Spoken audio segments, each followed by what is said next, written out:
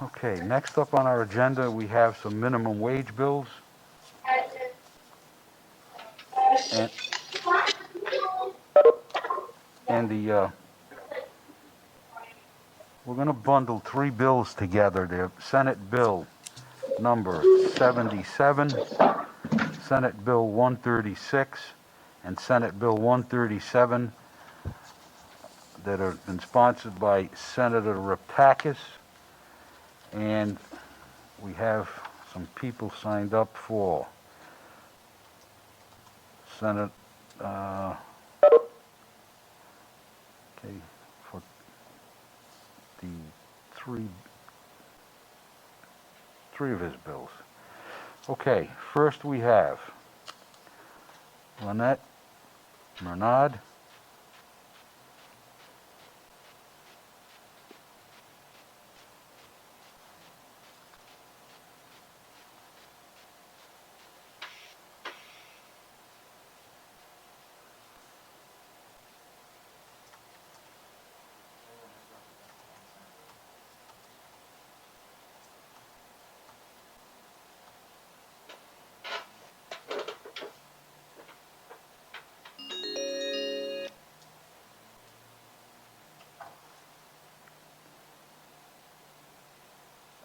John?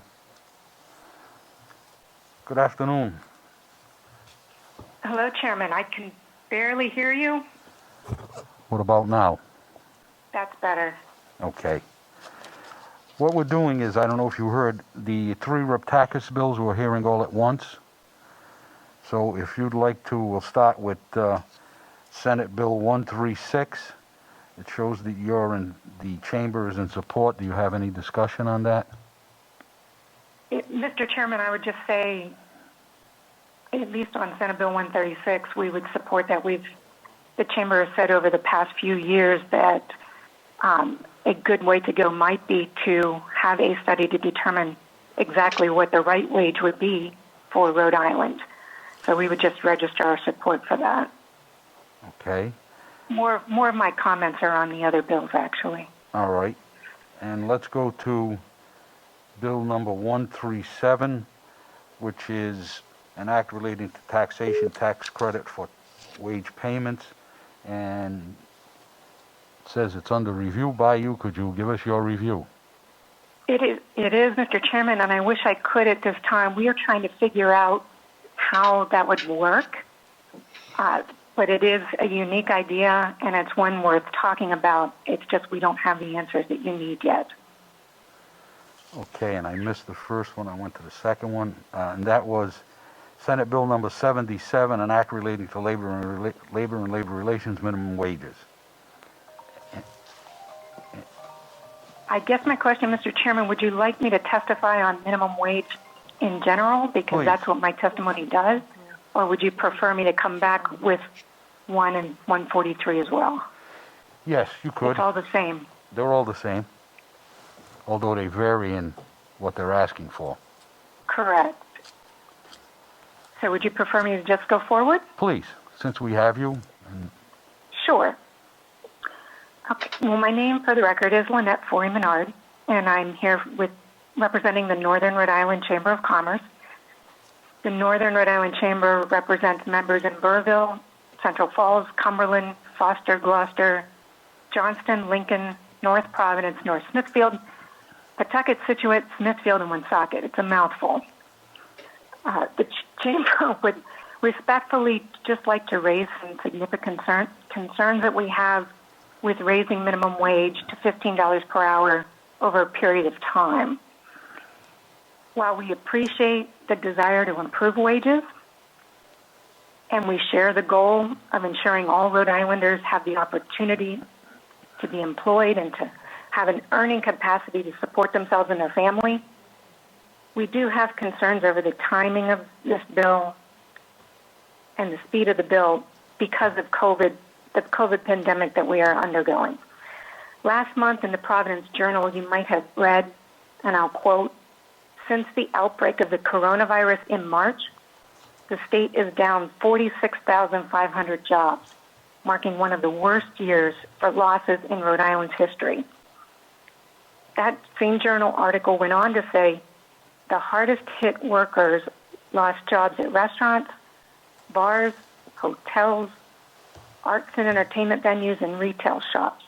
Almost all industry sectors gave up jobs last year, with manufacturing and construction suffering the smallest losses.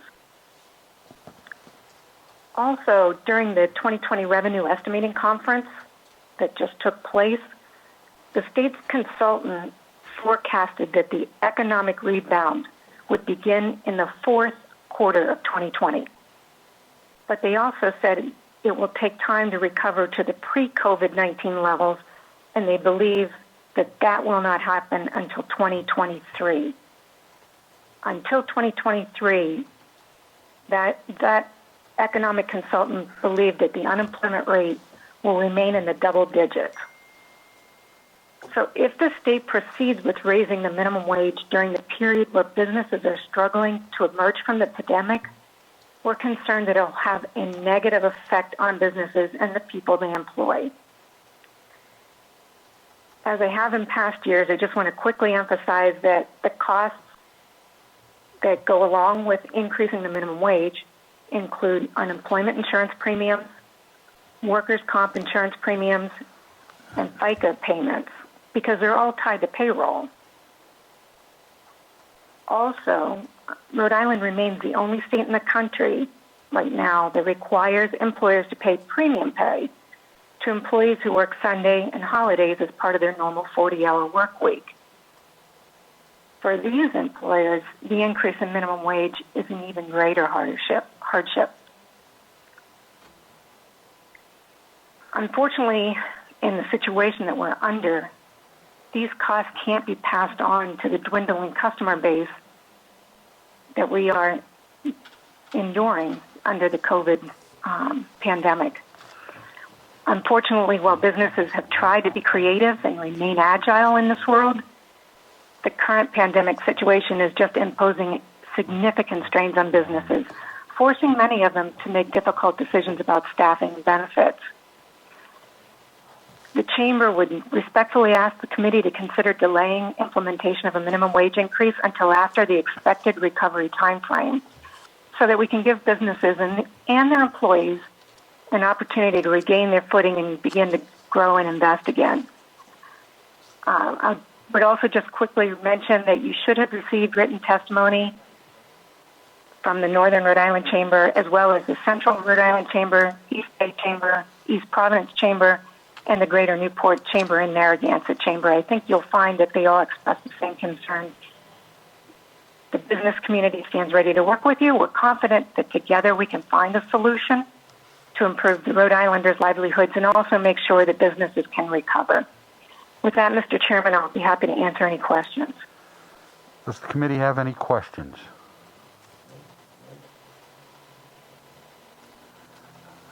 It appears that no one has, so we thank you for your time and your input on these three bills.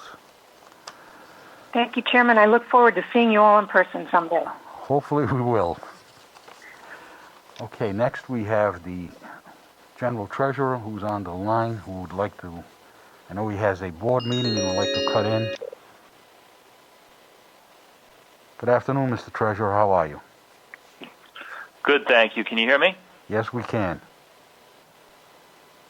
Well, thank you, Chair Chacon and committee members. I appreciate the opportunity to address you tonight, and I thank you for your consideration of these pieces of legislation. I'll be brief. I'm here to express my support for a pathway toward a $15 minimum wage in Rhode Island. Every Rhode Islander deserves fair wages for an honest day's work. And in particular, over the past year, many of the essential workers that have been keeping our state running at great risk to their own health and safety have been earning only minimum wage. Those workers, along with all others, deserve fair wages for honest work, and I do believe that it is time for our state to embark on that pathway toward $15 an hour. I will also note that we are living in an age where income inequality and wealth inequality in our country and our state are the highest that they have been in the last century. Over the last 50 years, the share of national income earned by the top 1% of households has grown from 10.5% of all income to 19% of all income, and the share of people in the bottom 50% has decreased from 21% of all income to 13%. So for our economy, for closing these inequalities, and most importantly for ensuring that workers are treated with basic fairness, I do believe the time has come for us to put that pathway to $15 an hour into law in Rhode Island. The final point I'd make, and I know others will speak to as well, is that I do believe it is important and necessary to have a phase-in period so that small businesses that have also struggled during the COVID-19 pandemic have time to adjust. But I believe that a phase-in, if done responsibly, can get us to a $15 an hour minimum wage in Rhode Island in a reasonable period of time and in a way that is truly meaningful for the workers who keep our state running. So it's the right thing to do economically. It's the right thing to do in terms of fairness, and I hope that this is the year that we take this step in Rhode Island. So with that, I thank you for your consideration, Mr. Chair and Senators, and I appreciate the opportunity to speak to you tonight. Thank you, Mr. Treasurer. Does any of the committee members have any questions? I do. Senator Golden. Thank you. Thank you, Treasurer. It's nice to hear your voice. Well, thank you, Senator. My question And is, thank you as for I'm representing me. sure you know, the Biden administration has called for a raising of the minimum wage to $15 an hour and eliminating the tip minimum wage. One of the bills we have in front of us doesn't address the tip minimum wage, and one would raise it gradually to half the tip minimum wage. Given that the majority of tipped workers in this state and in this country are women and disproportionately women of color living in poverty, there are many of us who have been working for years to eliminate the tip minimum wage, and I'm wondering if you hold a position on that aspect of the minimum wage bills. Yeah, thank you, Senator. I think that you have called attention to a very important inequity that needs to be corrected. I do not believe that it is fair or right that some workers have to work for tips in order to earn a living wage and others do not. And as you know correctly, those professions tend to be predominantly employing women and people of color. And so I would like to see us move, nationally and here in Rhode Island toward parity for all workers. I realize that we're a long way from that today, so as I think you noted, it will take some time.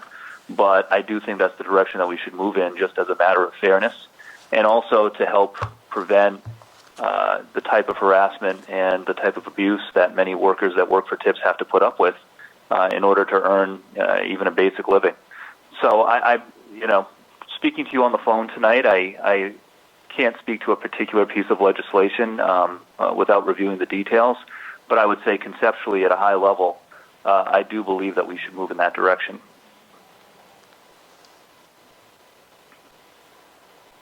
And I thank you for the question. Thank you. Are there any other questions of the Treasurer? Okay, it appears not. Thank you for your testimony. And thank you, Mr. Chair.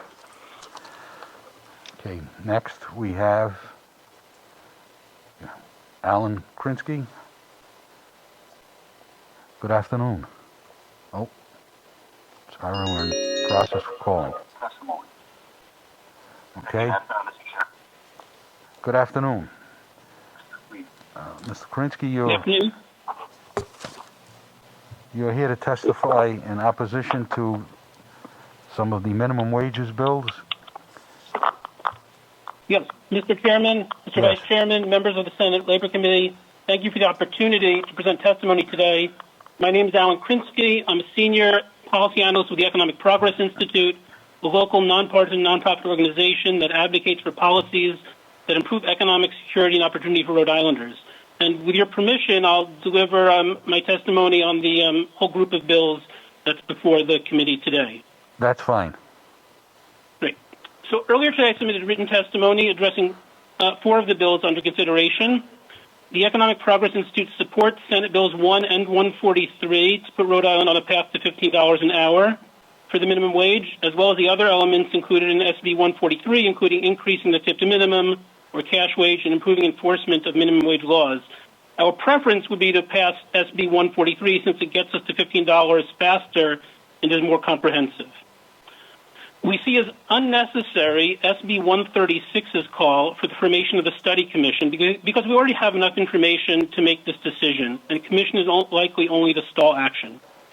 And we oppose SB 137, which could create a staggering revenue loss for Rhode Island, in our estimates, starting in the tens and possibly hundreds of millions of dollars per year for this attempt to provide tax credits. I urge you to review our written testimony in this matter, where we detail how this bill would result in such a revenue loss. In terms of the minimum wage in general, I won't repeat all the arguments we have in the written testimony. I just want to highlight a few key points. First, minimum wage workers cannot meet their basic needs and those of their families, as we document in our recent publication, the Rhode Island Standard of Need 2020. We should pay our workers a living wage. Getting on a path to 15 will move us in that direction. Next, raising the minimum wage is good for Rhode Island workers and the Rhode Island economy. Data released just last week by the Economic Policy Institute and the National Employment Law Project shows that getting to $15 per hour will benefit 112,000 Rhode Island workers, more than 1 in 5. Will take home on average an additional $2,900 annually. And these earnings will go back into local communities, helping your district and the state's economy. Raising the wage will also improve equity, disproportionately helping Black and Latinx workers, men and women regardless of race and ethnicity. And in terms of equity, we support eliminating altogether the tip to minimum wage, though raising it is still a good idea that we support. As with minimum wage workers in general, tipped workers are disproportionately women and people of color and would therefore disproportionately benefit from raising and eliminating the tip to minimum wage. And although some tipped workers at high-end restaurants make a good living, most tipped workers do not. Tipped workers are more likely than other workers to live in poverty, and the tip to minimum wage has also been linked to higher rates of sexual harassment and, more recently, harassment of workers over COVID safety protocols. And I really want to emphasize the business case for getting on a path to 15. Low-wage workers rarely have the luxury of saving much of their income, so most additional wages we recycle back into the Rhode Island economy. This will generate economic activity and jobs for Rhode Island businesses, especially critical now as we seek a speedy recovery from the economic crisis brought on by the coronavirus pandemic. Now, whenever there is an effort to increase the minimum wage, opponents claim that such a move will be disastrous, resulting in massive job loss. However, this simply is not the case. Numerous academic studies and reviews have failed to identify any such outcome. Indeed, one recent path-breaking study examined 138 cases of minimum wage increases in the U.S. between 1979 and 2016, looking at the before and after in each situation and focusing on jobs paying around the minimum wage, and found no evidence of disemployment. Finally, as you know, and as the chart in our written testimony shows, our neighbors are already on a path to 15. Even if the standard of living might be lower in Rhode Island workers will simply cross the border for higher wages, sometimes for less demanding jobs and caring for our youngest and oldest residents. As the gap between our minimum wage and theirs grows, we will lose more and more workers to their businesses.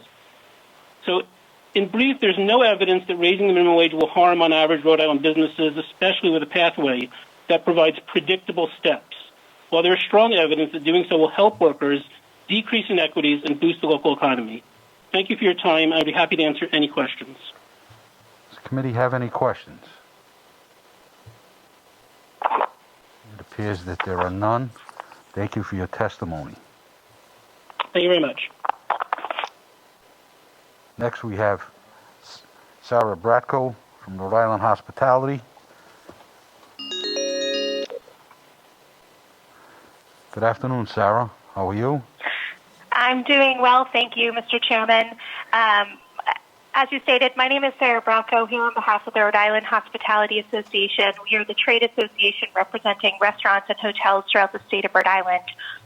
We have submitted our written testimony on several pieces of the legislation up for hearing tonight, so in the interest of time, I won't go into the specifics of our testimony on each bill, but I wanted just to take the opportunity to highlight the economic impact felt by our industry this past year and hopefully give some insight into our concerns over this legislation. To say that the last 12 months have been devastating for our industry, particularly here in Rhode Island, would be an understatement. Virtually overnight, one of Rhode Island's largest industries and a major driver of the state's economy was closed down. In the subsequent months, we have done absolutely everything we could to keep our industry open, but every business is struggling, with 85% of operators having said that their businesses won't be profitable in the next 6 months. Our most recent sales data from December indicates that the industry nationally has now entered a double-dip recession. Here in Rhode Island, we use the meals and beverage tax and the hotel tax to track the health of the industry. In October, the latest data that we have, our meals and beverage tax is down almost 17% from 2019. Keep in mind that this was pre-pause, when restaurants were able to operate at 66% capacity and we were able to have events of some type. Our hotels are faring even worse, with the hotel tax down almost 65%. We expect these numbers to become much more dire when we get the November and December numbers, which is when we are in the height of the pause period.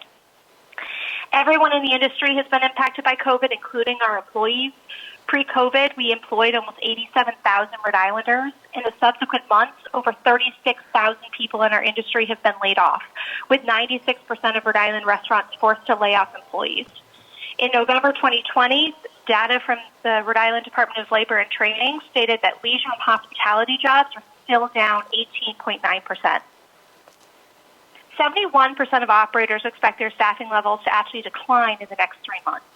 So while we certainly understand and appreciate the intent of this legislation, we just want to highlight that the timing really could not be worse as we struggle to rebuild from COVID. So with that, I'd be happy to take any questions. Committee have any questions? It appears that there are none. I thank you for your testimony. Thank you. Bye-bye. Okay, next we have Randall Rose, who would like to testify on all the pieces of legislation. Good afternoon, Mr. Rose. Yes. And thank you, Mr. Chair. Would you like me to testify? yes, on all of the legislation for minimum wage. Yes, thank you.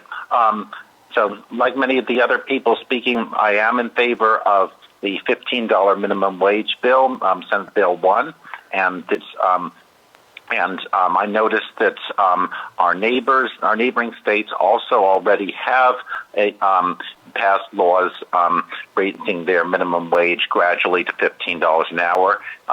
This bill does the same. It doesn't raise the minimum wage immediately to $15. It raises it gradually, just like we've been raising the minimum wage gradually in the past. But it does reach that $15 an hour target, which our neighbors are closer to achieving than we are.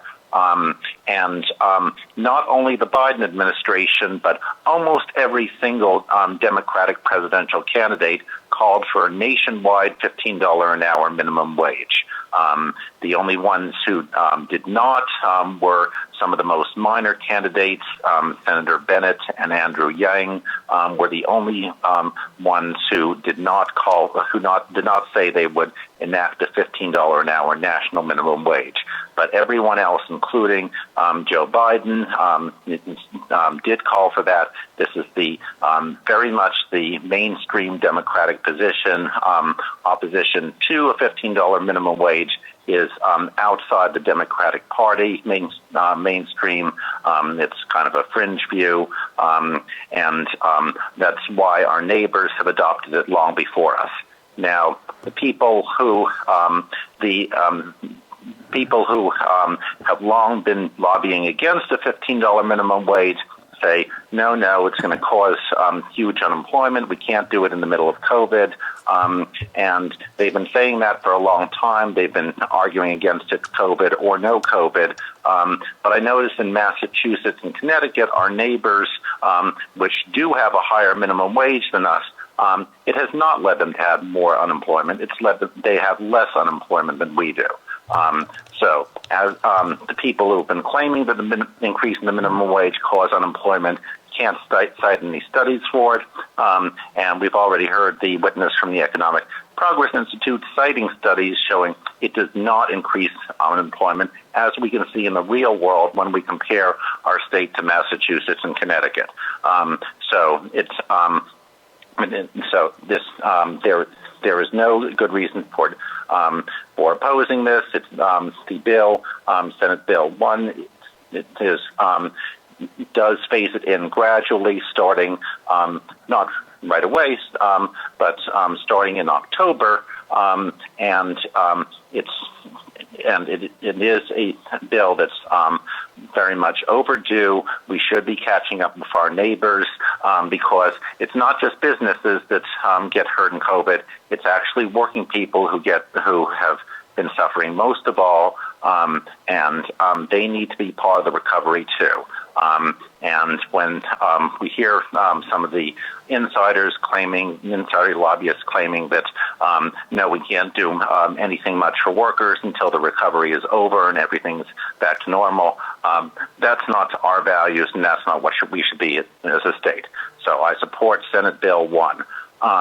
There's one other minimum wage bill that mentions a $15 minimum wage, Senate Bill 143, which has a lot of provisions that I do like. I do share the concerns that have been expressed about keeping the tip minimum wage. I do think the tip minimum wage should be abolished, but my main concern with Senate Bill 143 is it has one very troubling provision that says that if a worker is not paid in cash, the minimum wage will no longer apply.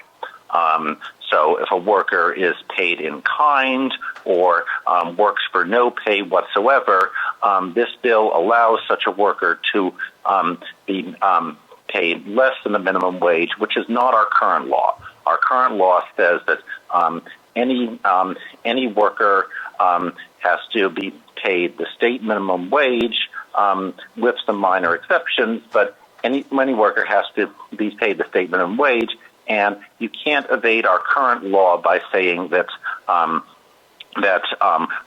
we're just going to pay our worker in non-cash, in kind. You can't evade our current law by just saying, well, this worker is just working for free, we're not going to pay them anything. But Senate Bill 143 would allow workers to be paid less than minimum wage or nothing at all, as long as they don't receive any monetary pay. And as far as I'm concerned, that is a deal breaker. That makes cancels out anything good about Senate Bill 143, even though there are a lot of good measures in there. So I hope if something like Senate Bill 143 is passed, it does not include that bill. It does not include that provision, which is on page 2 of Senate Bill 143, that says that the minimum wage only applies to people who get some amount of monetary compensation. So that's what I have to say about that. I do share the concerns against the commission bill, Senate Bill 136, because it does seem that commission is not really necessary. I'll stop there because I don't want to take up the commission time very much, but the committee's time. But thank you, and I'd be glad to answer any questions. Thank you. Are there any questions for Mr. Rose? Being none, we thank you for your testimony. Thank you. Next, we have Scott Fraser.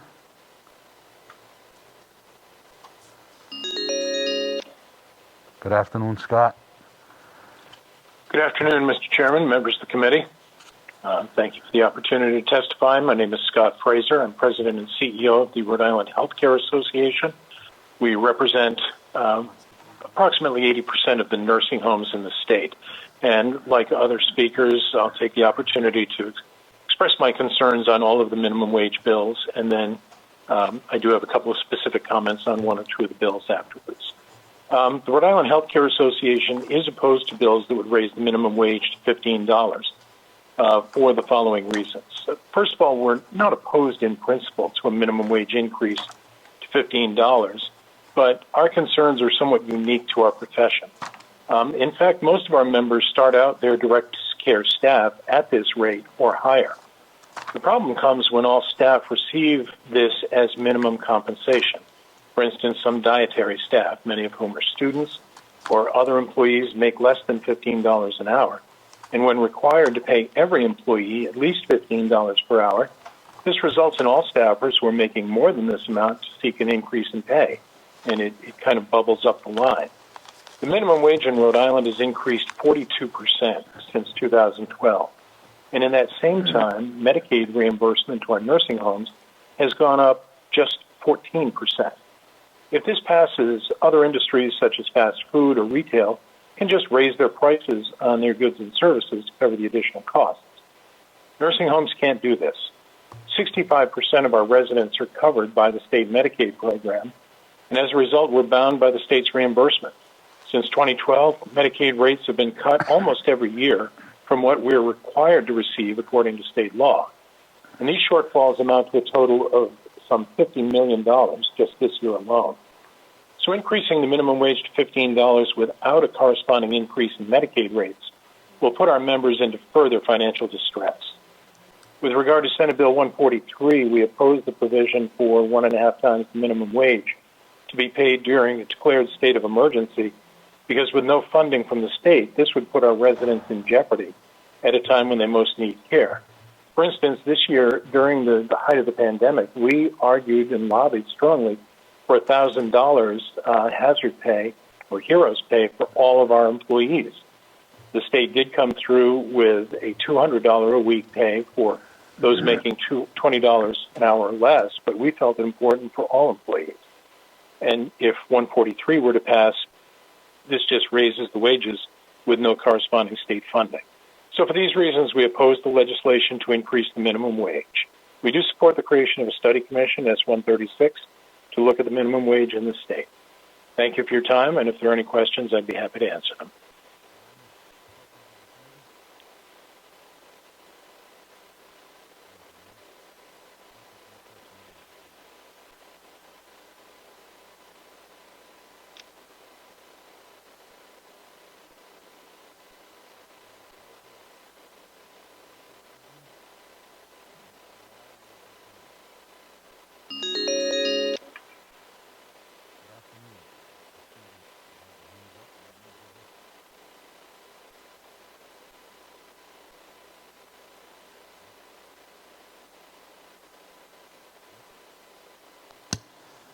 Good afternoon. Can you hear us? Yep, I can hear you. Okay. Thank you. We're hearing testimony yes, on I am. all of the bills. Mr. Chairman, members of the Senate Labor Committee, thanks so much for taking the time and braving the new technology. I'm really happy to be here today in support of S1 and S143, the two bills you have in front of you that raise the minimum wage to $15 an hour. And I just want to say, those of you who've been on this committee know that this is far from the first time that I've testified in support of a $15 an hour minimum wage bill. It's an issue we've been working on at the Rhode Island Working Families Party for many years, since 2017. And when I first started testifying on it, it was a bold proposal. It felt like a new idea. It's far from that anymore. It's now very much a common sense, mainstream idea, part of President Biden's core platform around economic rescue, and one that the vast majority of your constituents, Democrats and Republicans alike, support. I want to say a few things about what we support and the extent to which they're reflected in these bills. First of all, $15 an hour minimum wage, that's the number we've been hearing all night. I just want to stress just how many people that affects. About 1 in 5 Rhode Islanders makes less than $15 an hour now. If we raise the minimum wage to $15 an hour over several years, as both of these bills do, the benefits will accrue to something more like 130,000 Rhode Islanders who will get a raise. That's 1 in 4 people who work in Rhode Island. So the effects are truly wide-ranging and a real game changer for so many families. And they're not evenly felt. Low-wage workers are disproportionately people of color. They're disproportionately women. And so raising the minimum wage is a major step toward equity in our workforce. Both of these bills would be a huge improvement for working families, especially for families of color. I want to say that the timeline that we do it on is really important. Families are struggling now. We need a predictable path to 15. We've long supported raising the minimum wage to 15 in several steps. But it is important how quickly we get there. Both Connecticut and Massachusetts have paths to 15 that get their folks there in early 2023. In that respect, S143 is a stronger bill than S1 since it gets us to 15 a little bit faster. We also strongly support tying the minimum wage to inflation, to the cost of actual goods and services once it reaches $15 an hour. This is important for a couple of reasons. One, you don't want the actual buying power of low-wage workers to decline once you reach 15, and you want the minimum wage to increase in a predictable way. Many other states have done this. It's included in S143, and it's super important. We support a minimum wage that's inclusive of all workers. As several other speakers have highlighted tonight, we have a sub-minimum wage for tipped workers, which is less than $4 an hour.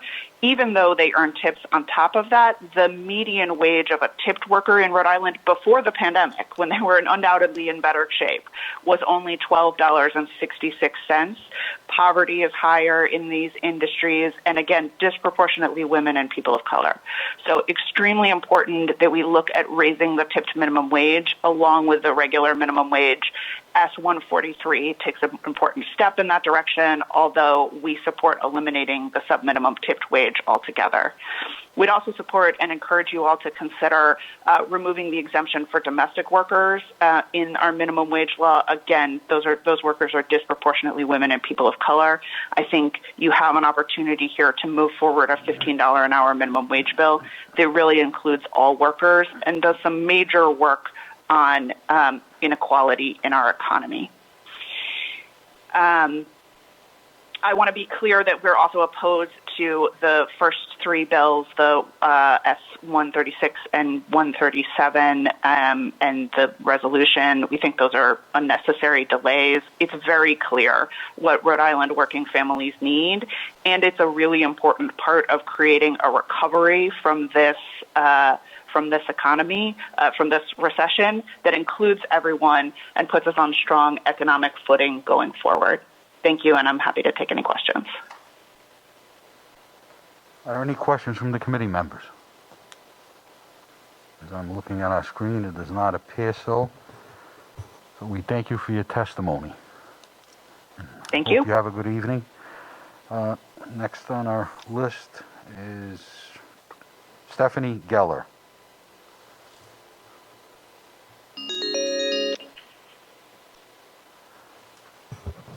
Good afternoon, Stephanie. I believe you're on with us. Can you hear us?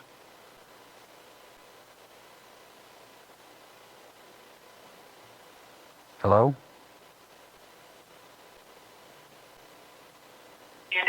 Yes, I'm on hold waiting for my turn. Okay, you're on now.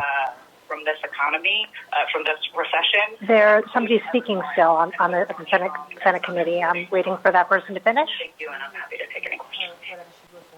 Can you mute what you're just listening to right now? Because there's a delay, and you're on live right now. Thank you. Have a good evening. Next on our list, Stephanie Geller. Good evening. Hi, I'm Stephanie Geller, Deputy Director at Rhode Island Kids Count.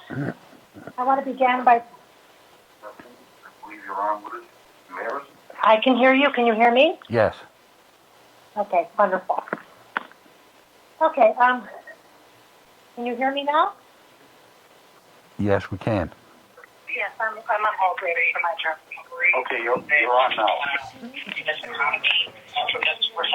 There's somebody speaking still. Are you,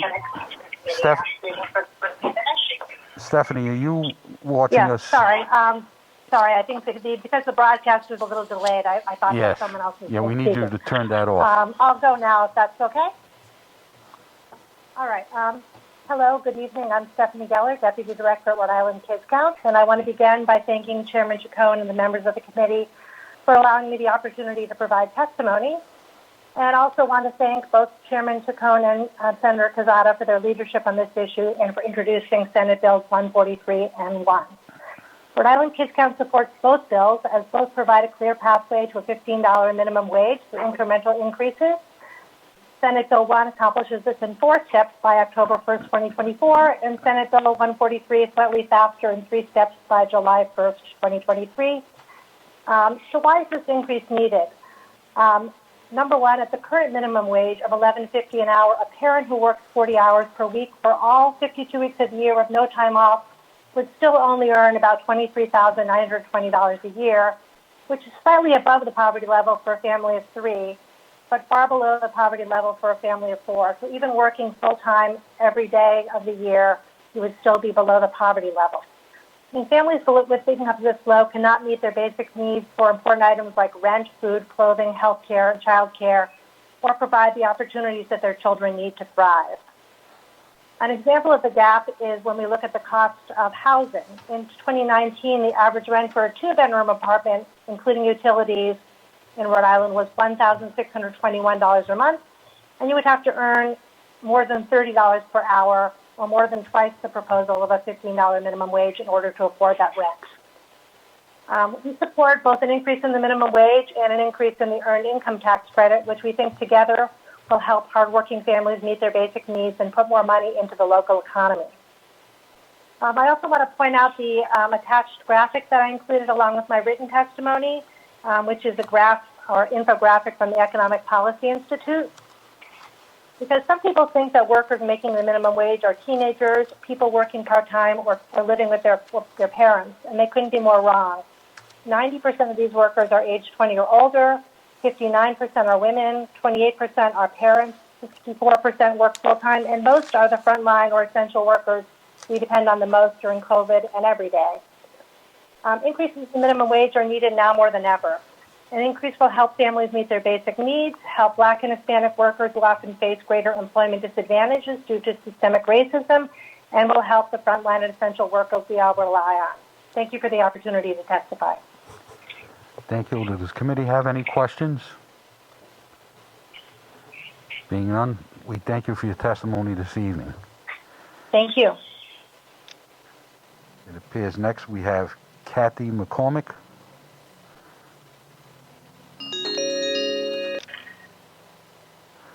Good afternoon, Kathy.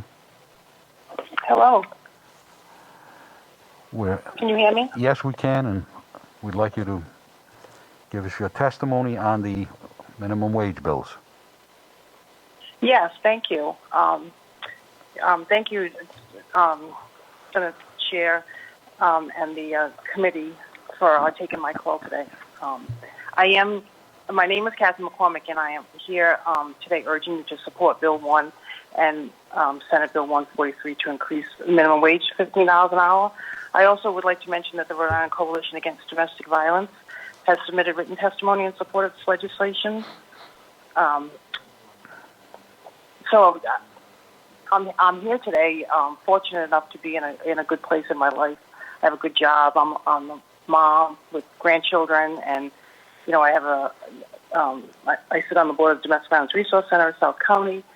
I'm also a member of SOAR, which is a task force with the Rhode Island Coalition Against Domestic Violence, and I'm a survivor of domestic violence. And I'm here today urging your support because I do remember a less fortunate time in my life. My story is familiar. One of many single parents who have escaped a violent relationship. The relationship that seemed good in the beginning and spiraled out of control fast.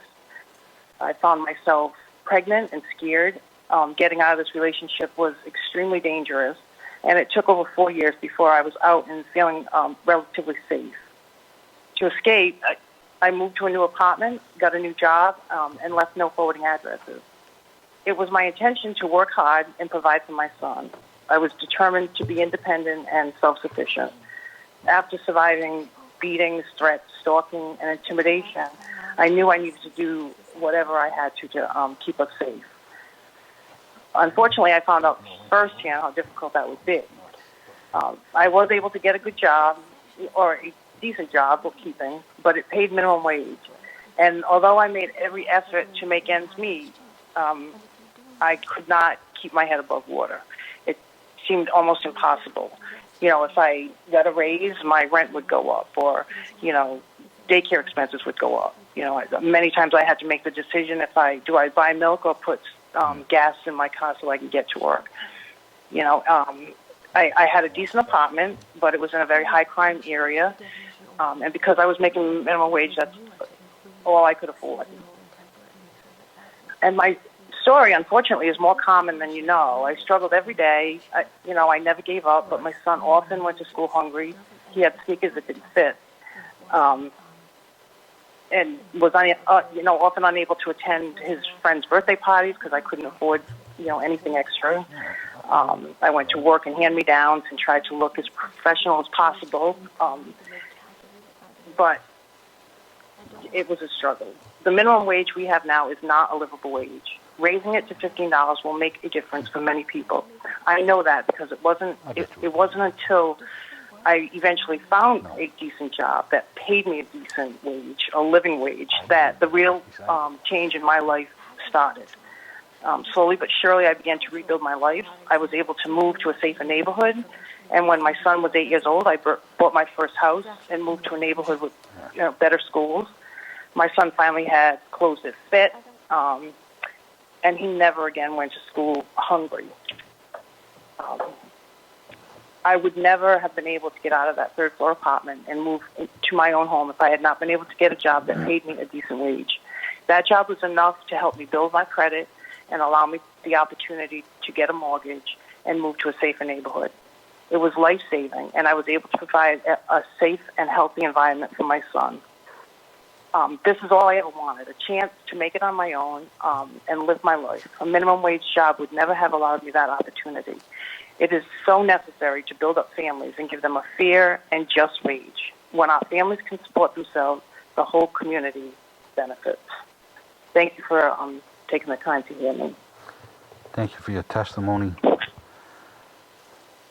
We have any questions from the committee members? Being none, thank you and wish you a good evening. Thank you. Going down my list. I believe it's David Velez.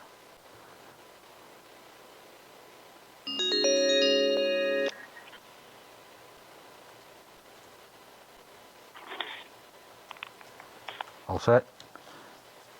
Good afternoon, Mr. Velez. How are you? Good evening. And welcome to the Senate Committee on Labor. Thank you very much. Thank you, Chairman and committee members. My name is David Velez. I'm the director and lead organizer for the Rhode Island Interfaith Coalition to Reduce Poverty. The Rhode Island Interfaith Coalition to Reduce Poverty strongly supports the passage of Senate Bill 143, which would increase the minimum wage gradually to $15. As a coalition of faith leaders, congregation members, service and advocacy organizations across the state who have come together to fight poverty, we recognize the critical need to raise the minimum wage. Rhode Islanders working full-time earning the current minimum wage don't make enough to meet basic needs. We currently have a system where people need 2 jobs to support their families. As someone who grew up in poverty, I remember my mother working full-time and even sometimes more, and us still not having enough to buy food, pay our rent, and pay utilities. And the impact of that was unmistakable to my well-being and quality of life. The time for inaction on this issue has passed. The pandemic has only worsened the economic instability of poor and working families in Rhode Island. We have a moral imperative to address this inequality and help lift people out of poverty. And to be honest, 15 is hardly enough to do that. but it will be a good first step. We must increase the minimum wage significantly and develop a long-term strategy to achieve a living wage for all Rhode Islanders. Thank you all for your time, and I wish you and all of your families a safe and blessed year. Thank you. Are there any questions from the committee? Being none, we wish you a safe year, and thank you for your testimony this evening. Thank you.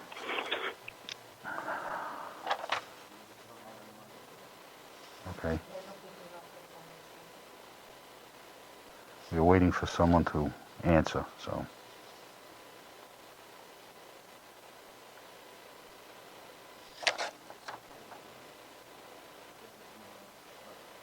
Bridget.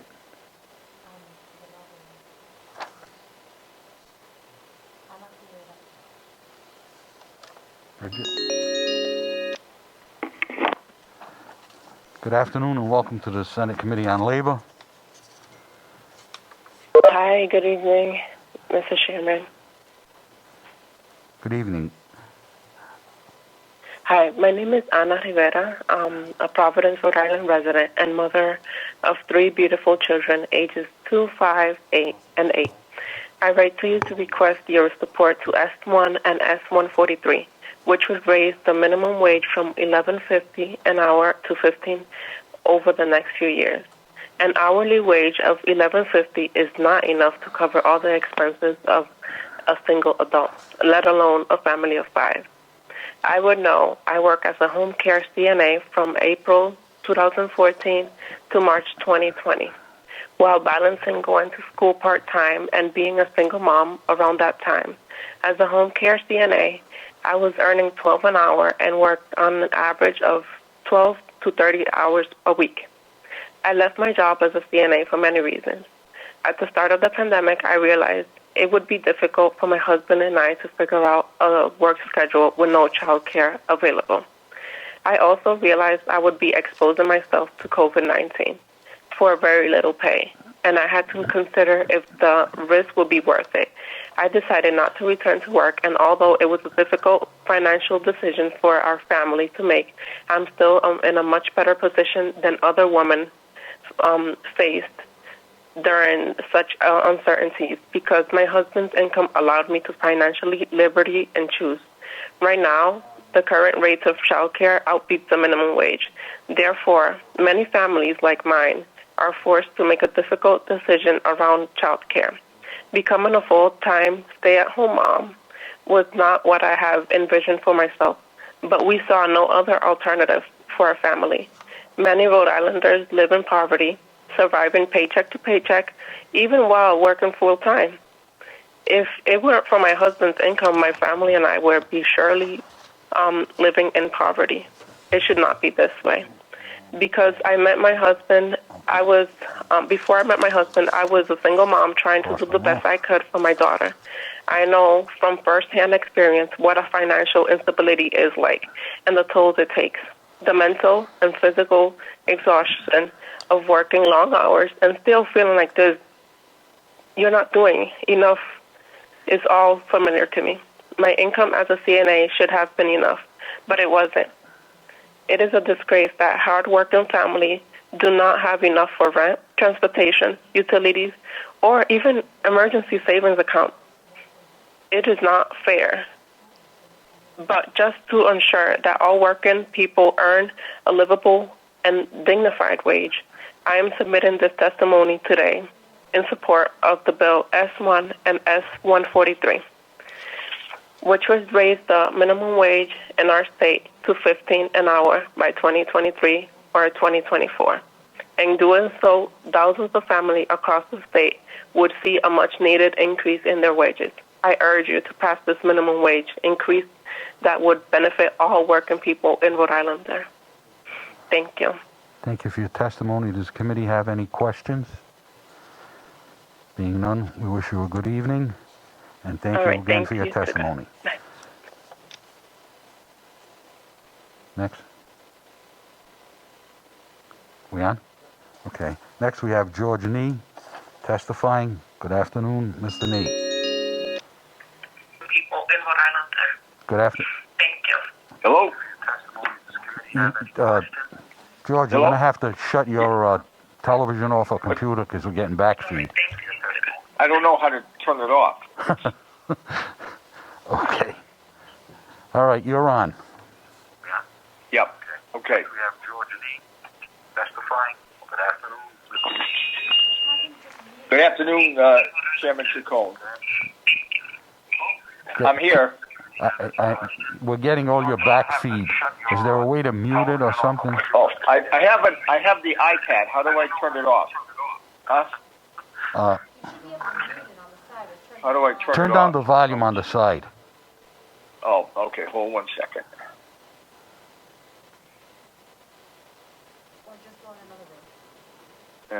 Channel 3. Am I there now, or? Fine. We're You okay now? yes. Okay. Thank you, Mr. Chairman, members of the committee. On behalf of the Rhode Island AFL-CIO, we are here to support this path to $15 minimum wage, which has been introduced by both Senator Quesada, S1, and Senator Chacon, S143. We feel that this is both these bills provide a responsible, prudent, and predictable path to $15 an hour. We have to look at our neighboring states right now. Right now, we are $2 behind Massachusetts. They went up to $13.50 on January 21, and Connecticut will be going to $13 an hour on August of 21. The prices for products and services are the same in all of these states, yet in Massachusetts, a minimum wage worker right now is earning $80 a week more than a Rhode Island worker. Most of the companies that a lot of these people work in are both profitable and large and can certainly afford it. And if we don't do this, we're going to send a lot of money out of the state instead of keeping the money in our Rhode Island economy. This is critical legislation at this time. And we also like to note that a Fleming poll that was done in March of 2020 shows 71% support for an increase to minimum wage over a period of time. We would also like to go on record as opposing S77, 136, and 137 for the reasons that have been stated earlier. But this is the time to do this, and we commend the earlier statements by the Senate leadership that this is the year for a path to $15 an hour, and enthusiastically support this legislation. Thank you. Thank you, George. Are there any questions? Being none, thank you for your testimony. Thank you. Next, we have up Bailey Peralto.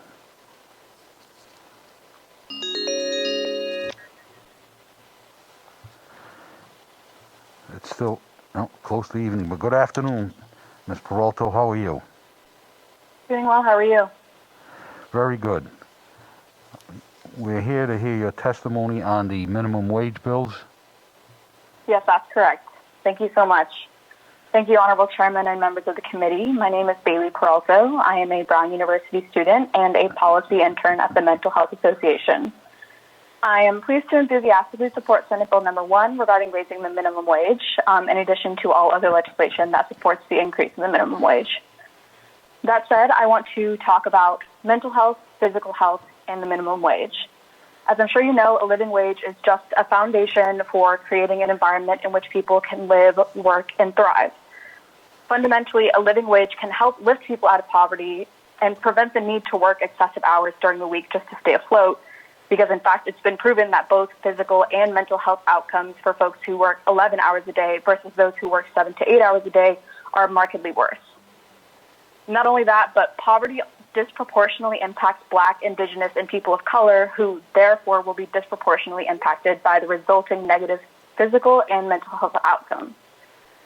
Living in a crowded setting, being hungry, having debt, all of these effects are generated because of poverty and low wages, and they all result in higher rates of common mental health disorders such as anxiety and depression, as well as physical conditions like hypertension and cardiovascular disease. Ultimately, establishing a living wage is just one step towards providing the necessary support for poor and impoverished individuals to survive and thrive. all the more reason why it's essential to provide that support and provide the educational and professional opportunities that allow for economic advancement. And that's why raising the minimum wage is essential for the effort of reducing poverty and improving mental and physical health outcomes for members of the Rhode Island community. Thank you. Thank you for your testimony. Do we have any questions? Being none, we wish you a good evening. Thank you so much. Okay, next I'm going to testifying is Bethany Foster.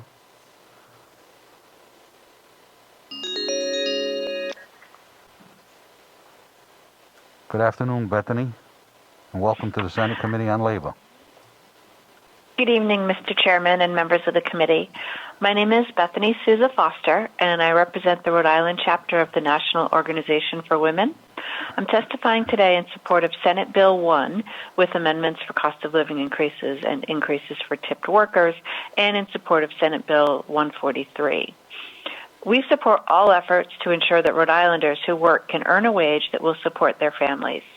These efforts to increase the minimum wage are particularly important for gender equity in Rhode Island, where the typical minimum wage worker is a woman in her 30s with some college education, often raising children. We also support expanding the minimum wage to tipped workers.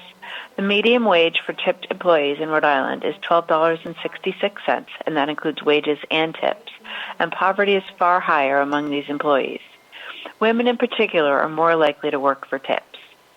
The increase will help the more than 87,000 workers in Rhode Island who earn less than $15 an hour and whose situation has become dire as their essential work has gotten more dangerous. It will afford working parents a bit more economic security for their families. It will make Rhode Island more competitive with our neighboring states, Massachusetts and Connecticut, which will both have a minimum wage of $15 in 2023. We urge you to pass Senate Bill 1 with amendments, or Senate Bill 143, which will help lift many Rhode Island workers and families out of a crisis situation and will lend needed support to the state's post-pandemic economic recovery. Mr. Chairman, thank you for your time. I'd be happy to answer any questions. Thank you. Do we have any questions? Thank you, and we wish you a good evening. Thank you, you too. And next we have Cameron Dooch, who's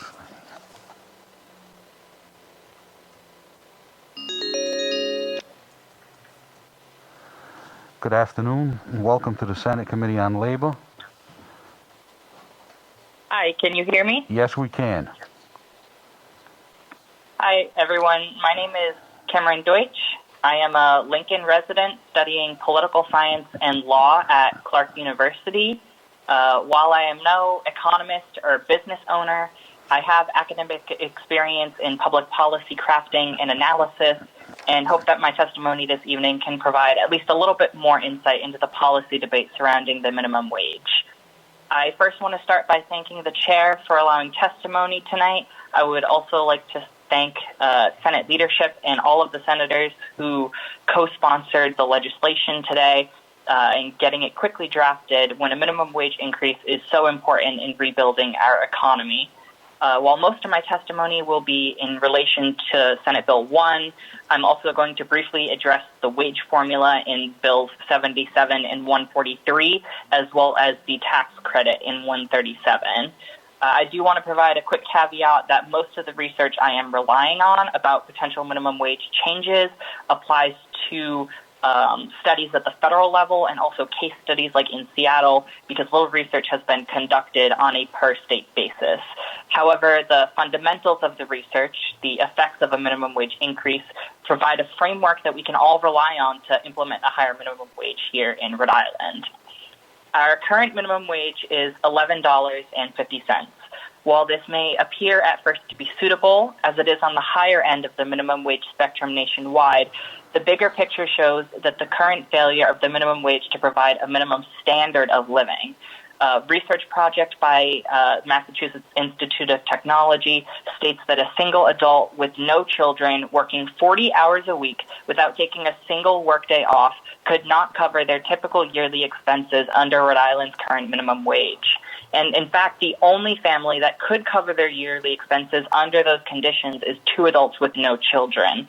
By raising the minimum wage to $15, Rhode Island would turn our minimum wage into what it should be, a living wage, allowing many more Rhode Islanders to cover their cost of living. If we were to raise the minimum wage, the question becomes, what would happen if this change occurred? The immediate impact would be a pay raise for thousands of workers, ranging from high school and college students trying to afford higher education to the essential workers who have been keeping our economy alive for the last 10 months. This could in turn lift hundreds or even thousands of Rhode Islanders out of poverty and help others rely less on social programs that have been stretched thin during the pandemic, freeing up state revenue for other projects. More workers making $15 would also increase both sales and payroll tax revenue that could be used to help address the deficit crisis we are currently facing in our state. There are 3 main criticisms to raising the minimum wage. The first being it would cost jobs, the second being businesses would be forced to close, and the third being companies would just raise prices to offset the increased cost of labor. And I'm going to first address the final point first, as it is one of the easiest to refute. While the federal minimum wage has remained stagnant since 2009, dozens of states and cities across the country, including Rhode Island, have raised their minimum wage since then. A large number of giant corporations, including Amazon, Target, Walmart, and others, have also increased their minimum wage practices over time, sometimes even past $15 an hour. And the result is that Americans are actually paying less for their goods now than they were 10 years ago. The Bureau of Economic Analysis has recorded relatively unchanged or decreased prices across the board, from household furniture to computers to clothing. Rhode Islanders and Americans as a whole are not facing increased prices because of increased wages. And a study on the city of Seattle, after it raised its minimum wage to $15 an hour, found extremely similar results when it came to grocery prices. There was no statistically significant increase in the price of groceries 2 years after the policy had been implemented. The first and second criticisms are much more nuanced and subject to other potential state policies. Studies vary. Some conducted by the CEO and other think tanks and academic groups state that there would be small business closures that also lead to the loss of employment, as small and some medium businesses cannot afford to keep staff on payroll. However, other studies, like in the case of Seattle, find much less significant loss in unemployment and in small businesses. And what happens to small businesses is up to what the state of Rhode Island and the General Assembly decides to do. For example, under Senate Bill 137, it would provide tax credits to businesses to help cover the costs of rising wages, giving them much better odds to survive increases in the minimum wage, and may even allow small businesses to better compete with larger ones by keeping stable prices that large businesses can easily afford to keep. These tax credits could be funded by the increased revenue from the sales and payroll taxes, or come from social programs that are spending less, as less people need to rely on them due to increased wages. However, due to the fact that the current language allows all businesses, including giants like Amazon and Target, to collect the tax credit, I do not currently support Senate Bill 137 in its current form. However, I do hope research and a potential future bill comes out with a much more targeted credit meant only to aid those who desperately need it and have that implemented in its place. My final comment is in regards to the concept of indexed automatic adjustments to the minimum wage in Senate Bills 77 and 143. This concept is a common one around the world, especially in Europe, and it has also gained popularity in the U.S. with over 18 states implementing a formula that raises their minimum wage automatically annually. This ensures that the purchasing power of the minimum wage stays stable, unlike the federal minimum wage, which so far has stayed the same for the last 11 years, leaving it at risk of falling in purchasing power due to inflation. I support Senate Bill 143 over 1 and 7, as it would ensure that the minimum wage reaches $15 sooner than Senate Bill 1, and ensures that we reach that goal before implementing the formula like in 77. If 1 does advance and 143 does not, I hope an amendment is offered for the bill to implement an automatic adjustment system to the minimum wage after 2024 to ensure that our minimum wage never falls behind like it has in other states and at the federal level. That's all I have. If anyone has any questions, I can try to answer them as best as I can, but I bet there are other people on the line that can answer them more than I can. No, does the committee have any questions? It appears not. We thank you for your testimony. Thank you. Have a good night. You too. At this point, I see Senator Raptakis that would like to comment on his 3 bills. Senator Raptakis. Mr. Chairman, the members of the committee, good evening. The one word tonight that I haven't heard, Mr. Chairman, is the word compromise.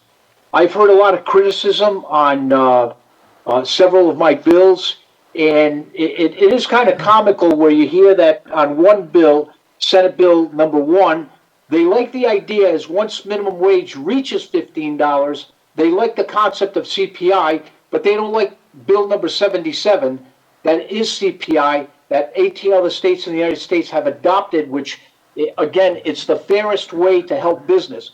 So that's one word that we haven't heard this evening is compromise. Another word, or 2 words, that is very confusing is the difference between the minimum wage and living wage. The minimum wage should not be a vehicle to a living wage.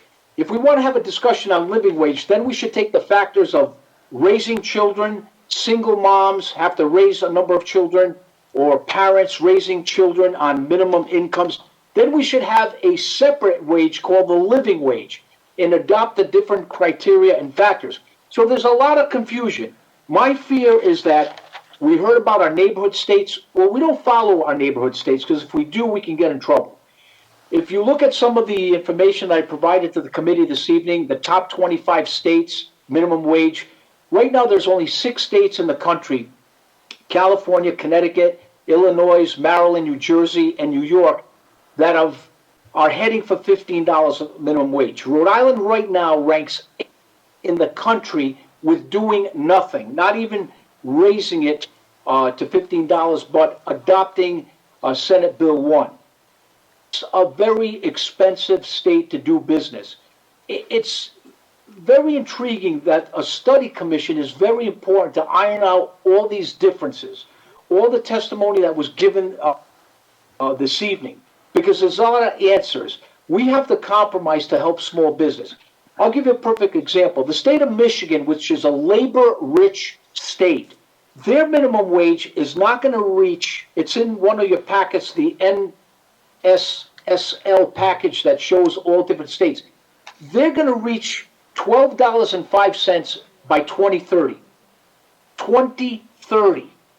So it's very difficult to understand why in New Hampshire, their minimum wage is $7.25. Vermont is $11.75, and it's $12.15, and they've all adopted CPI, and they're going up very, very slowly. So I think it's very dangerous to go right to $15 in 3.5 now, and then try to adopt CPI. We don't know what's going to happen. We don't know what the feds are going to do. We keep hearing about the Biden administration, they're pushing $15 an hour. I don't think that's going to happen because minimum wage on the federal level has been stuck at $7.25, and that's shame on all of us. Here in Rhode Island, minimum wage 2007 to 2012 did not go up at all. And I've been debating this. I've been introducing minimum wage bills for the last 15 years. Why didn't it go up? It's an embarrassment. We should have adopted CPI back in 2007 and we would not have this discussion. My fear is also is that while CPI has gone up only 10% since 2015, the minimum wage in Rhode Island in the last 6 years has gone up almost over 30%. That's a staggering amount. Last year we went from $10.50 to $11.50, and if you take a small company with 20 employees and that company has to raise its wages by $1, it comes out to 20 employees, 40 hours, $800 times 4.5 weeks, which comes out to $36 per month times 12 months. You're looking at $43,000 increase for a small company of 20 employees. Basically, I think big box wins. New York State has 2 stages of minimum wage. They have a minimum wage for large companies like big box, And then they have a different minimum wage for small mom and pop companies, companies under 20. We haven't even addressed that issue. We're treating all companies one shoe fits all. Big box, Stop and Shop, Home Depot, Walmart, BJ's, even CVS, McDonald's, they laugh all the way to the bank. Because the last time I went to a Walmart, I used to see maybe 15 cashiers working. Now I see 2. So they've gone to automation, so they don't care about minimum wage going to $15 an hour because they've reduced the amount of employees. So we're looking at some kind of danger zone that we're approaching. And my is that once we reach $15 an hour by 2024, and then we try to adopt CPI, we're going to see a reduction of companies, small companies trying to operate. I believe the last statistic I saw nationwide is that 30% of small businesses have closed and 30% have reduced their employees. So a lot of these questions have to be answered in the study commission. As far as the tax credit bill, it's the first time I'm putting this bill. There won't be any cost to the state because what we will do use the anticipated revenue on the payroll tax. I know one witness talked about the sales tax or other revenue that probably would be saved because as you're increasing minimum wage, then more and more people would be getting off of state support.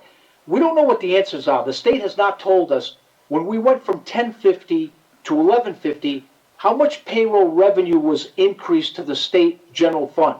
We don't know that answer. We know that an employee puts in an amount and the employer has to match it. So my concept on bill number 137, it would only take anticipated revenue. It wouldn't have a projected deficit on the budget because it's new monies as we're going to go up from 1150 to 1225 in Senate Bill 1. We don't even know what the amount of revenue collected. We would apply that as a tax credit. And one witness also did give a good point that we should adopt it to small business. But again, I believe that this bill is going to pass this evening. I wish that it wouldn't. Hopefully that we can maybe come back. But I think there's study commission without helping business, small businesses, give them a tax credit, not the Walmarts, not the McDonald's, not the BJ's, not the Home Depot, not the Walmarts. Let's try to protect the small business. And if we don't differentiate between a living wage and the minimum wage, I feel that a 16-year-old up to a 19-year-old, several states have adopted a different tier, 85% of the current minimum wage. You're going to see individuals permanently unemployed because nobody's going to hire a 16 to 17, 18, or 19-year-old untrained and paying them $15 an hour. They might pay somebody that has experience. But I think what's going to happen, you're going to see more of an elderly workforce, retirees coming in and working those $15 an hour jobs, working 10 hours and earning $150 a week. So without a study commission, it's very comical that this Senate and the House of Representatives always pass study commissions every year, to study an issue. If it's somebody to berate a study commission on minimum wage, shame on them. This is the most important piece of legislation that this state always debates. Getting the answers, having people like Len Ladaro from URI, Bryant University, Brown, all the AFL-CIO coming to the table and debate what is the best track, having a substantial, good living wage for those witnesses that testified earlier, and then what is the definition of an entry-level wage, a minimum wage for those youngsters, 16 to 19, college kids that are entering the labor force for the first time? I'm telling you, either small businesses are going to cut back, you're going to see a reduction in hours, or you will see them definitely unemployed. So I don't want to belabor. I know the time's getting late. I provided you a lot of material where Rhode Island stands, but I think that we should be very cautious and that we should also try to compromise. I'm not worried about big box. We want to $15 an hour for a company that has more than 50 employees or 100 employees. That's fine. I have no problem with that. But I have a problem with our smaller businesses that are not going to be able to survive. Like I said earlier, a company with 20 employees, $1 would add $43,200 in payroll alone. Do the math. You still haven't added workers' compensation. That insurance premium is covered by gross salaries, not by net salaries. And that's something that companies pay on their gross wages, workers' compensation insurance. It should be on net wages. So, Mr. Chairman, ladies and gentlemen of the committee, I hope I tried to enlighten you a little bit. And if there's any questions, please let me know. Does the committee have any questions for Senator Raptakis? Senator Golden. Thank you. It's not a question, it's a comment. I appreciate Senator Raptakis' enthusiasm for his legislation. I think we all know what it's like to propose legislation and want to have it heard. There are many facts and inaccuracies in that statement, and I'm not going to go through all of them, but I would like to set the record straight on the distinction between the so-called distinction that you were talking about between minimum wage and living wage, because that is actually something we have created politically in this country right now, but it is not what minimum wage started as.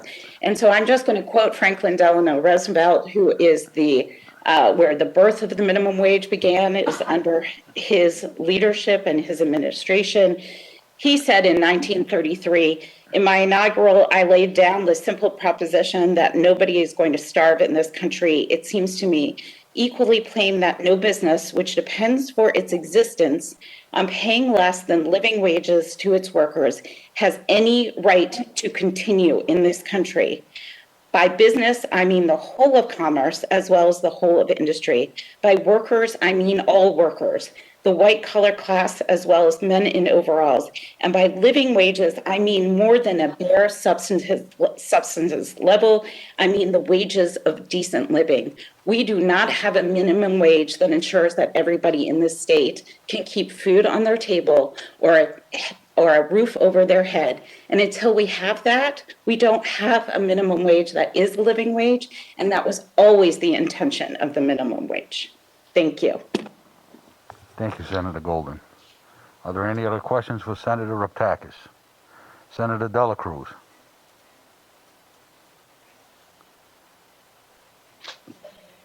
Can't hear you. Sorry about that. I appreciate your testimony, Senator Raptakis. Is very thorough. You made excellent points. I think that your comment there, I have to disagree with good senator from Providence that the vernacular does change over time. You know, and ours has since 1938. And when I just had it here, I just brought it up 1 second. The difference here between a minimum wage is the amount set by law, where a living wage is determined by the average cost to live. So there is a difference in what those two mean. And again, Senator Raptakis brought up a great point. A 19-year-old compared to a single mom or a married couple, you know, some of those jobs that they currently hold, like say maybe, you know, at a fast food restaurant, weren't intended to sustain a family on, you know. But that's a different topic for a different day. The testimony that we have here tonight, I went through it. And the first one that I'm going to read just a little excerpt here is testimony from Christopher at the National Federation of Independent Businesses. He says, publicly, everyone wants to help small businesses endure the pandemic, but legislative policies must reflect those desires. It is always important to note that small businesses struggle the most to absorb the cost impact of minimum wage increases, unlike their big box store competitors. Small businesses with a single location cannot spread higher labor costs. Yeah, I have another one here from Heidi. She says she's a business owner. She lists the amount of property taxes she pays to the city of Warwick, sales tax to the state of Rhode Island. These are all sizable amounts, well over $300,000. And she says, if S1 passes, small business owners like myself will likely scale back the number of employees, raise prices to cover the extra costs. So I'm looking at it at the perspective of small businesses have just been devastated. Some of them have closed their doors forever, 40% actually, according to Harvard and Brown. And we're not realizing, I think, the domino effect that has when, for example, you have two employees at a location. One of those employees now, because of the minimum wage has gone up, that employee either loses their job or they go part-time. In both scenarios, that person has lost income, lost health insurance, and possibly not able to pay their mortgage or their rent. And that is also that cost is going to be assumed by the state with unemployment and possibly aid to that person, maybe for groceries, for rental assistance, whatever that is. So we have to look at the whole picture here. How does it affect small businesses, which are the lifeblood of our economy? They employ the most people in Rhode Island. How does that affect them?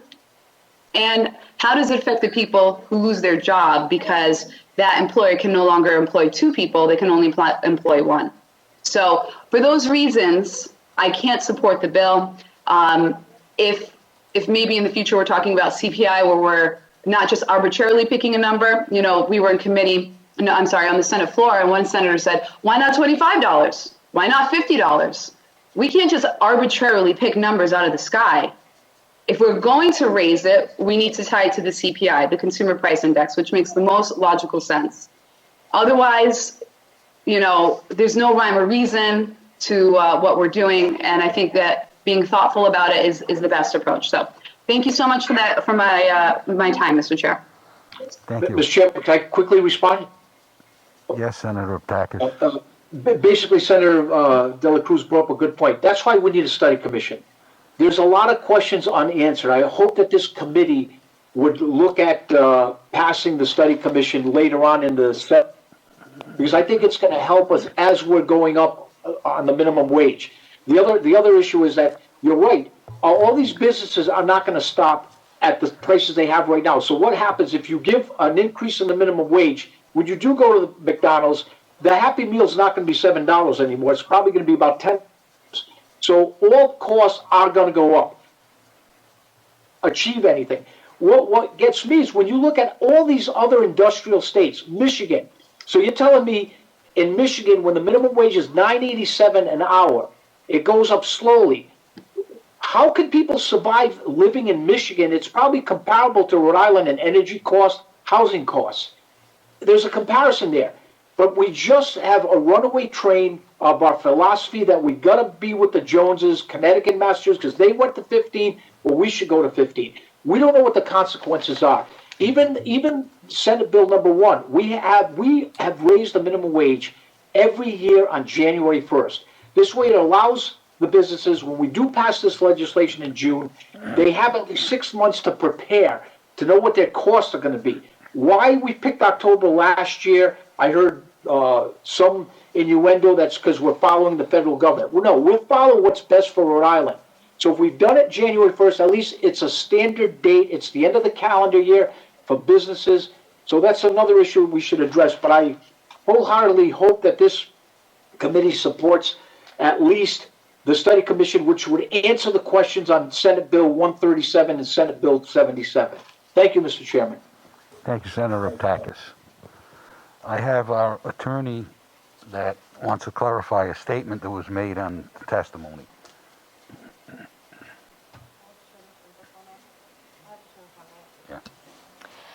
I believe one of Mr. Rose had mentioned some concern over the change in the definition of employee in Senator Chacon's bill, and he was concerned that changing that would affect some of the other sections in the labor and labor relations chapter for employees who worked for in-kind and non-wages. The change to the definition is solely for the minimum wage section, and it would only affect those employees who are actually earning wages in the minimum wage. So Mr. Rose's concern, I think it was a good concern to raise, but it is not applicable to any of the other provisions of the labor or labor relations chapter. Thank you. We have Senator Casada that's going to be joining us in 1 minute, but as Senator Dela Cruz and Senator Raptakis mentioned, most of the written testimony that came in will be made part of the record, and as you can see, it's numerous, and there's more that came in today that we do not have. So with that, Senator Casada, welcome to the Senate Labor Committee. Thank you, Mr. Chairman, and thank you to members of the committee. I'm very happy to be in front of you with this legislation. I don't want to make a lot of comment. I've been listening to all the testimony against it and in favor, and I think you have more than one reason why we have to raise minimum island. One of the things I wanted to say, I have all the minimum, all the small business on my heart.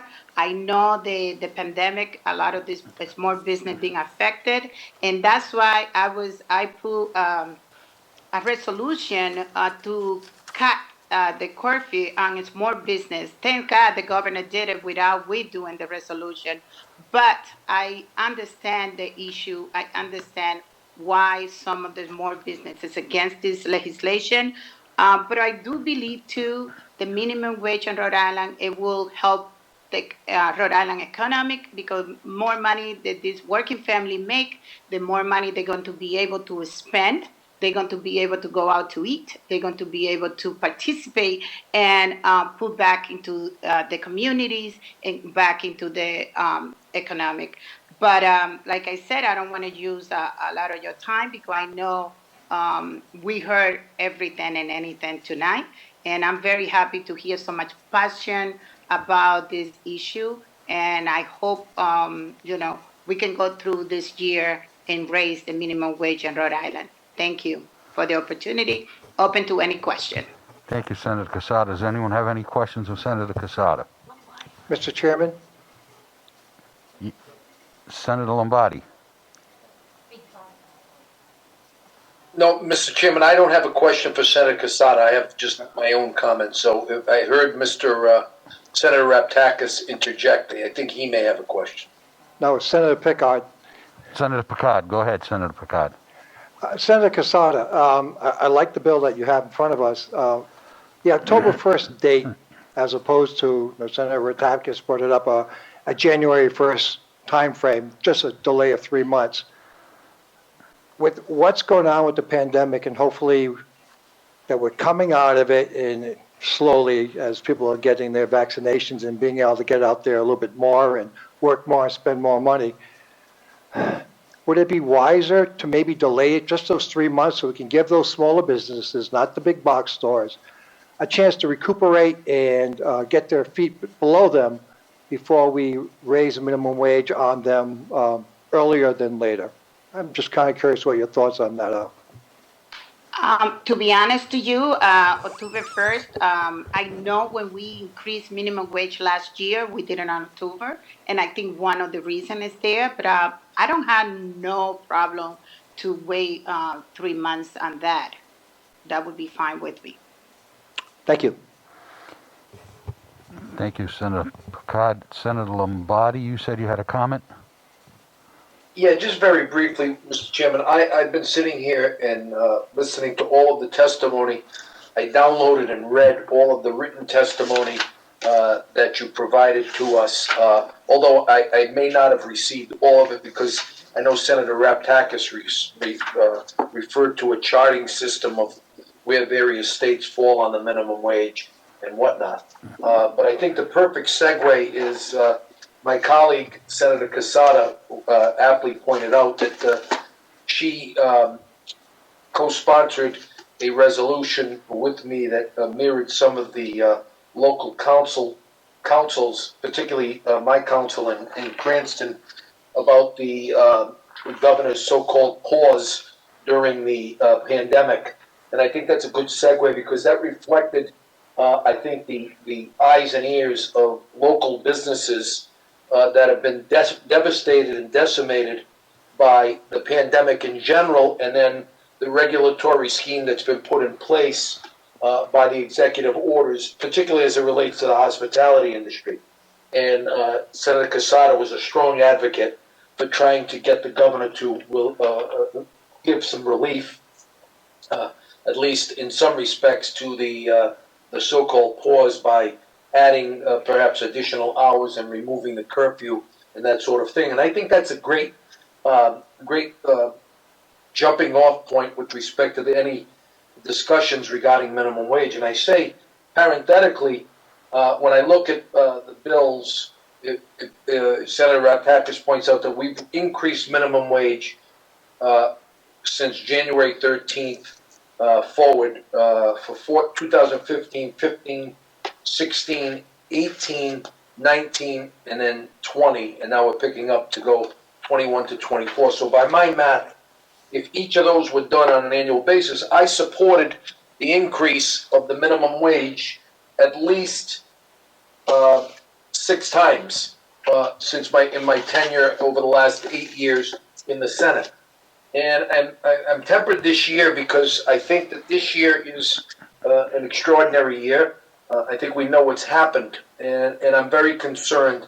And again, I know people say don't worry about the box stores, but I'm worried, and I agree. I worry about the local mom and pops, the 5 or 6 employees, the 12 employees, particularly in the hospitality industry, that are going to face another burden placed upon them, piling this on and saying, "No, you're going to have to meet minimum wage." And parenthetically, I've always been an opponent of increasing the sub-minimum wage for the service industry because I think the lion's share of those folks do far better than any minimum wage. But and I think that the hospitality industry put it best in their submission to us that talked about things like 96% of Rhode Island restaurant owners have been forced to lay off employees. 85% of operators have said their businesses will not be profitable in the next 6 months. 110,000 restaurants nationwide have closed permanently. The restaurant industry has lost 2.5 million jobs during the pandemic. 42 states lost additional restaurant jobs in December, and 46 in fewer restaurant jobs. The food service industry lost $240 billion in sales. I think that the timing of all of this is misapplied. I think we've got to clearly, I think there are a lot of components to this minimum wage in terms of definitions, in terms of job categories, in terms of family dynamics, in terms of all of those issues that would certainly suggest that a review commission is in order. But I think that I cannot, in this scheme and in this environment, certainly support any unilateral increase in minimum wage, let alone for a year, and certainly not anything that could project over the next 4 years without any sort of scientific or demographic basis for doing so. And so to unilaterally just roll out an increase for the next 4 years, I think would be careless on our part. I think we would defy our roles and our duty as elected officials.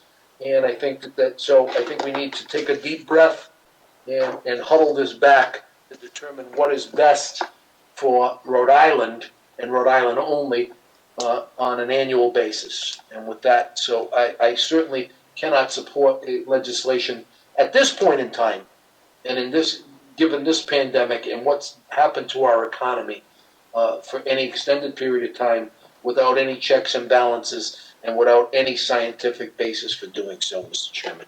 Thank you. Thank you. Okay, do we have any other? I believe. Okay, we're going to start with Bill number 77 on a motion to hold for further study. Do I have a motion? So moved, Mr. Chairman. Senator Sosnowski makes a motion. Is there a second? Second. Second by Senator Golden? Okay. Is there any discussion? Being none, all in favor, will the clerk poll the committee? Senator Burke, Yes. Senator De La Cruz, Yes.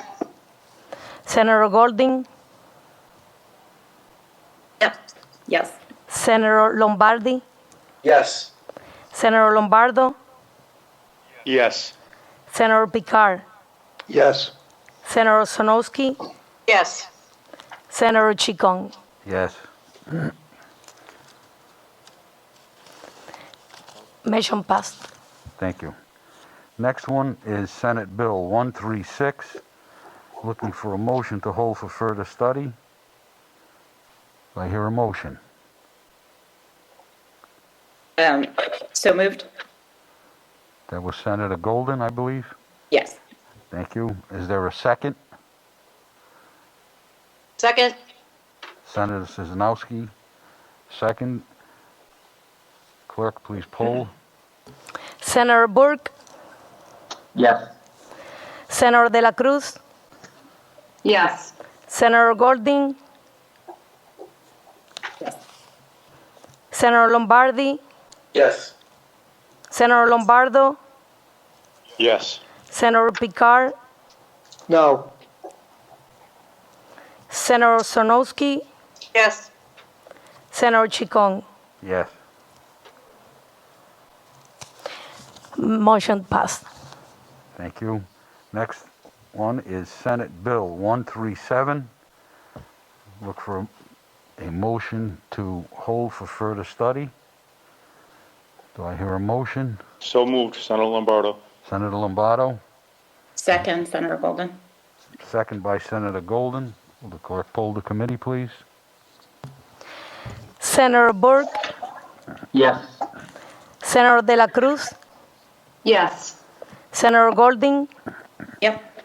Senator Lombardi, Yes. Senator Lombardo, Yes. Senator Picard, Yes. Senator Sonowski, Yes. Senator Chicon. Yes. Motion passed. Thank you. Next one is Senate Bill 143. Looking for a motion to hold. So moved. That was Senator Lombardi, I believe. Yes. Senator Lombardi. Second, Mr. Chairman. Second by Senator Szymanowski. Any discussion? Being none, will the clerk poll the committee, please? Senator Burke, Yes. Senator De La Cruz, Yes. Senator Golding, No. Senator Lombardi, Yes. Senator Lombardo, Yes. Senator Picard, Yes. Senator Sonowski, Yes. Senator Chicon. Yes. Motion passed. Okay, and the last bill we have is Senate Bill number 1, a motion for passage. Do I hear a motion? Mr. Chairman? Yes. Mr. Chairman, can we have a discussion before you make that motion? Can we have a motion and then we'll get into discussion?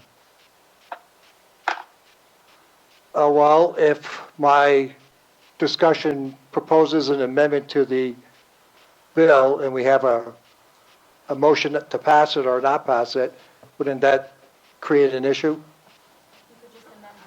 We could amend the motion.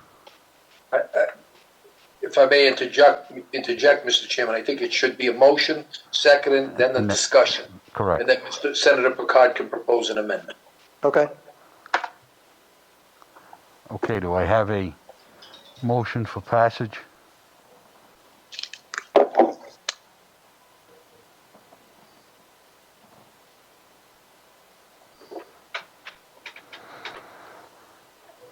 I'll make that motion, Mr. Chairman.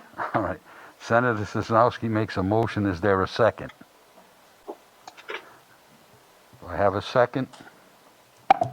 Senator Golden, I'll second. Senator Golden seconds. Okay. And might I say my hesitation is only because I think that there's improvements in Senate Bill 173 that could be incorporated into one. All righty. Discussion, Senator Picard. Thank you, Mr. Chairman. As I was stating earlier when I had the question for Senator Casada about the effective date being October 1st, I think that could be a real problem for our smaller businesses if this were to go all the way through the legislative process and signed by the governor. And I would like to give them the break of at least having some time to get ready for this on a yearly basis. So I don't know if I should do this in committee now, because if I do it in committee now and it passes, it delays the vote of this coming out on the floor, or should if I do it on the floor. But basically what I would like is an effective date of January 1st as opposed to October 1st on each one of those rate increases. Okay, Senator Picard, are you going to make a motion to amend now? That's my dilemma. If I do it now and it passes, then it delays the bill coming out to the floor. All right. That's what the intent of the committee is. Okay. So yeah, let me do that. I will make the motion to change the effective dates starting on January 1st, each one of the increases. Are you going to make that on the floor, or are you making it now? I'm making it now. You're making it now. Okay. Do I have a second on Senator Picard's motion to amend the date to January 1st, I believe? Can I ask a question of clarification? Okay, there's a second by Senator Casada, and I believe Senator Dela Cruz? Senator Dela Cruz has a question. Oh, it was Senator Golden with a question. Oh, okay, Senator Golden first. Do you mean January 1st for the first year, or you mean January 1st every year that it goes up? I would go January 1st for every year it goes up. So starting on January 1st of 2022 for the first increase, and keep it at that rate afterwards. Okay. Okay, and Senator Dela Cruz, I saw you had your hand up for a question. No, I don't have a question. Thank you. You're welcome. Okay, so there's a motion made and seconded. Will the clerk? Senator Burke, Yes. Senator De La Cruz, This is on the amendment, correct? That is correct. Yes. Senator Golding, No. Senator Lombardi, No. Senator Lombardo, Yes. Senator Picard, Yes. Senator Sonowski, No. Senator Chikong, Yes. Senator Goodwin, No. President Dominic Ruggiero. No. Motion passed. Senator McAfee. No. Motion to pass. Okay, Oh, it fell. Motion failed. correct. Senator Picard, the motion failed. Now we'll take the bill as it stands. Will the clerk? Adjourned at 6:38. No, what? No. The roll Oh, call the. on- We have the mini Okay, builders. let's do it again. Right. Senator Burke, Yes. Senator De La Cruz, Yes. Senator Golding, Didn't we skip discussion? Wait a minute. I had, Discussion on the amendment, but not on the bill. I thought I had discussion on the bill before, but go ahead, Senator Golden, I'll allow it. Point of order, Mr. Chairman. I thought you called the vote on the amendment already. I did on the amendment which failed. Senator Golden's questioning whether or not there was discussion on the actual bill, which I believe we had, but I'll allow Senator Golden to have. Okay. I Thank you.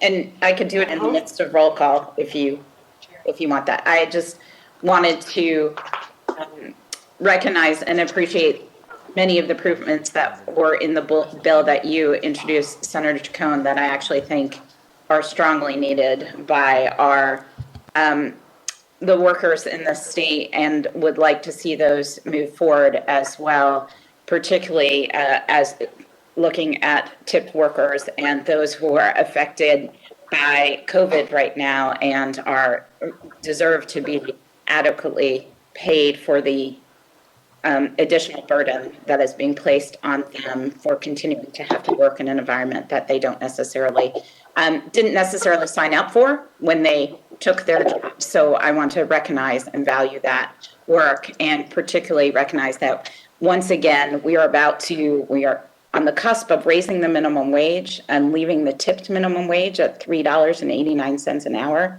We know that tipped workers are absolutely the highest group of people who are affected by sexual harassment claims into the EEOC. These are disproportionately women of color and people of color and women, and we are continuing to create a discrepancy that puts them further at risk. So I understand that there are some people who are concerned about the restaurant industry.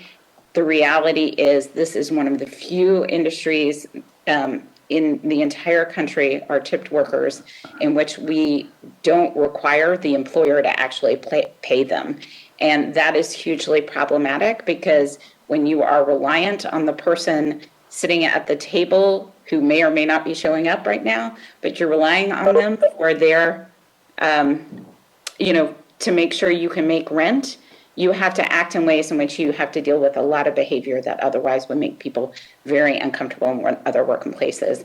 And we are just continuing to increase that discrepancy. And further, if you look at the tipped workers during COVID, there's a lot of people talking about the restaurant industry here, but they aren't talking about the workers themselves who have struggled as they filed for UI and PUA to actually show their real wages. And been really compensated appropriately and have struggled enormously to have their bills paid during COVID. So with that said, if you want to go back to voting, I'm a yes on the bill. Okay, thank you, Senator Golden. Will the clerk, on Senate Bill number 1, Senator Quesada's bill, will the clerk poll the committee? Okay, so Senator Burke, Yes. Senator De La Cruz, No. Senator Golding, Yes. Senator Lombardi,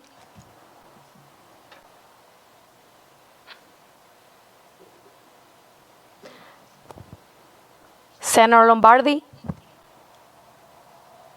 I'm sorry, I said no, but I was muted. Senator Lombardo, No.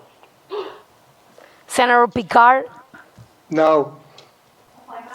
Senator Sonowski, Yes. Senator Chicon, Yes? Senator President Dominic Ruggiero, Senator Michael McCaffrey, Yes. Senator Goodwin, Yes. motion pass. Thank you. The bill will refer to the full Senate for passage. I have a motion to adjourn. So moved, Mr. Chairman. Thank you. Motion made by Senator Sosnowski. Is there a second? Second. Second, Dela Cruz. All in favor? Aye. Opposed? The ayes have it. Thank you. Good night, everybody.